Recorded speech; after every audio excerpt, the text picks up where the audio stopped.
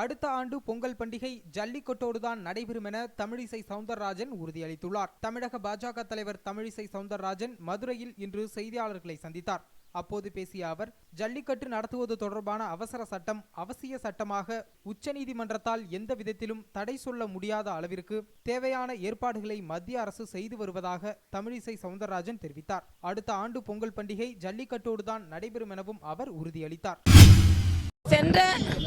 சென்ற ஆண்டு இதே மதுரை மாநகரில் இருந்து பொங்கல் ஜல்லிக்கட்டோடு ஆரம்பமாகும் என்ற மிகுந்த எதிர்பார்ப்போடு தமிழக இளைஞர்கள் இருந்தார்கள்.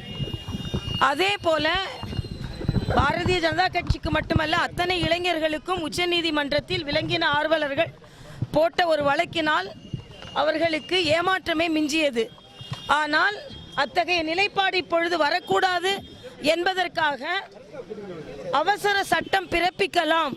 காளைகள் காட்சி பொருள் அல்ல, ஜல்லிக்கட்டு ஒரு பண்பாட்டு ரீதியான ஒரு விளையாட்டு, இது தமிழக பண்பாடோடு பின்னி பிணைந்தது என்ற ஒரு தகவலை அவசர சட்டம் மூலம் நிறைவேற்றலாம் என்பதற்கான அனுமதியை மத்திய சட்ட அமைச்சகம் கொடுத்திருக்கிறது.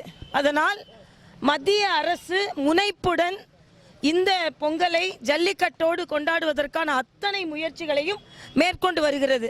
தற்போது அவர்கள் முன்னிறுத்தும் அந்த அவசர சட்டமானது அவசிய சட்டமாக உச்சநீதிமன்றத்தில் எந்த விதத்திலும் தடை சொல்ல முடியாத அளவிற்கு இருப்பதற்கான ஏற்பாடுகளை மத்திய அரசு செய்கிறது.